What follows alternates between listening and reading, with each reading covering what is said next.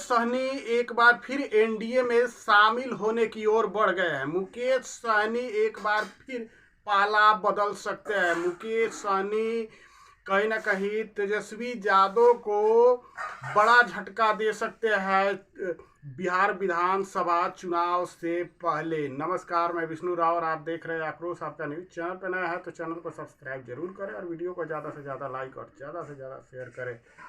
मुकेश सहनी कहीं ना कहीं मल्लाहों के नेता, सन ऑफ मल्ला, एक बार फिर पाला बदल सकते हैं। लोकसभा चुनाव के समय जो मुकेश सहनी एनडीए को छोड़कर महागठबंधन के साथ रहे, महागठबंधन के लिए प्रचार किए, वही मुकेश सहनी विधानसभा चुनाव आते आते एक बार फिर पाला बदलने की ओर बढ़ गए हैं। मुकेश सहनी अगर सूत्रों की माने तो मुकेश सहनी जो है दिलीप जायसवाल से गुप्त मीटिंग किए हैं, गुप्त तरह से मिले हैं मुकेश सहनी। कहीं ना कहीं इससे चर्चाओं का बाजार गर्म हो गया है।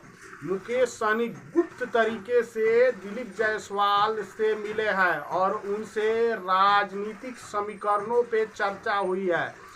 कहा तो यह भी जा रहा है कि बीजेपी ने कई शर्तें रखी है मुकेश सहनी को एनडीए में शामिल करने के लिए। बीजेपी ने कई शर्त रखी है। अगर उन शर्तों को मुकेश सहनी पूरा करते हैं, उन्हें मानते हैं, तो वह मुकेश सहनी एक बार फिर एनडीए का हिस्सा बन सकते हैं।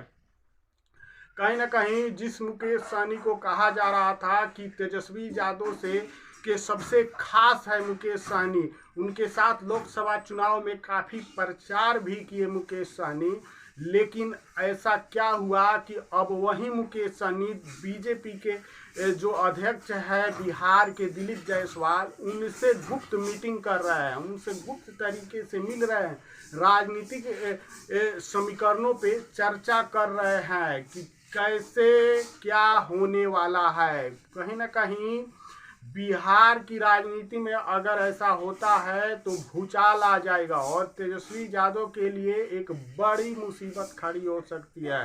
क्योंकि इससे पहले अगर देखा जाए तो एनडीए में चिराग पासवान शामिल हो चुके हैं, उपेंद्र कुशवाहा शामिल हो चुके हैं, वहीं जीतन राम मांझी शामिल हो चुके हैं। हालांकि अगर तेजस्वी यादव के नज़रिए से देखा जाए तो उनके लिए सुखद बात यह है कि पशुपति पारस जो है एनडीए से अलग हो चुके हैं और वह महागठबंधन में शामिल हो चुके हैं। लेकिन पशुपति पारस तो आ रहे हैं, लेकिन अगर मुकेश सहनी पाला छोड़ देते हैं, अगर एनडीए में चले जाते हैं, तो कहीं ना कहीं तेजस्वी यादव के लिए एक बड़ी मुसीबत खड़ी हो सकती है। क्योंकि अगर दलितों की अगर समीकरण की बात करें, जैसे बीन की बात करें, मलाह की बात करें, तो इन सभी के नेता माने जाते हैं मुकेश सहनी। और इनका जो वोट बैंक है वो माना जा रहा था कि मुकेश सहनी अगर तेजस्वी यादव के साथ जाते हैं तो यह बड़ा फैक्टर साबित होगा। लेकिन अब जिस प्रकार की खबरें आ रही है, जिस प्रकार से मुकेश सहनी लग रहा है कि पाला, अभी यह जो खबर है कोई नई खबर नहीं है, यह हम इससे पहले भी बता चुके हैं कि मुकेश सहनी बीजेपी और एनडीए के संपर्क में है और जैसे ही बात बनेगी मुकेश सहनी पाला बदलकर एनडीए के साथ जा सकते हैं। उनको 10 सीटें भी मिल सकती है। मुकेश सहनी को अगर एनडीए में 10 सीटें मिलती है तो मुकेश सहनी एनडीए में चले भी जाएंगे। यह भी सूत्रों के हवाले से खबर मिल रही है कि मुकेश सहनी अगर 10 सीट भी एनडीए से मिलती है तो वह चले जाएंगे एनडीए के साथ। क्योंकि 60 सीटों पर महागठबंधन में दावा ठोके हुए हैं मुकेश सहनी, लेकिन 60 सीटें मिलने नहीं जा रही हैं। क्योंकि उधर कांग्रेस ने भी बड़ा खेल शुरू कर दिया है। अभी दिल्ली में तेजस्वी यादव से मीटिंग हुआ, उसमें भी बात नहीं बनी है। कन्हैया कुमार हो चाहे कृष्णा अल्लावरू हो, जब से बिहार आए हैं तब से अलग राह ही पकड़े हुए हैं।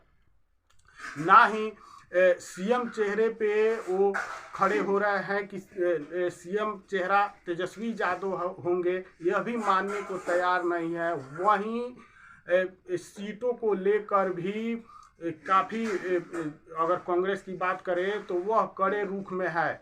70 से कम सीटों पर कांग्रेस चुनाव नहीं लड़ने जा रहे, भले ही कांग्रेस को अपने दम पर ही चुनाव लड़ना पड़े तो क्या है। वहीं अगर और कुछ देखा जाए तो कांग्रेस में तमाम चीज़ें, अगर अध्यक्ष की बात करें तो अखिलेश प्रसाद सिंह को हटा दिया गया।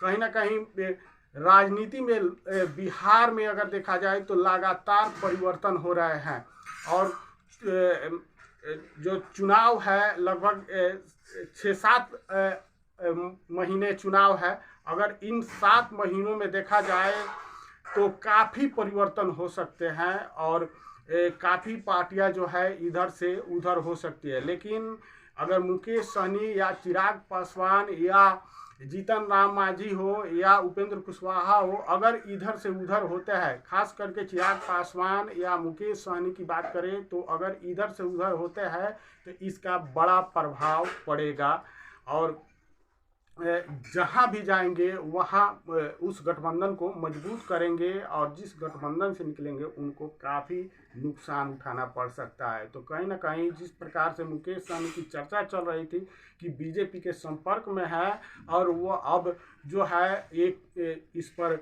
यह खबर जो आ रही है कि बिहार बीजेपी अध्यक्ष दिलीप जायसवाल से गुप्त तरीके से मिले हैं और गुप्त मीटिंग हुआ है, तो कहीं ना कहीं यह महागठबंधन के लिए अच्छी खबर नहीं है। बाकी इस पर आपकी क्या राय है कमेंट करके ज़रूर बताइएगा और चैनल पर नया है तो चैनल को सब्सक्राइब जरूर कीजिएगा। जय हिंद, जय बिहार।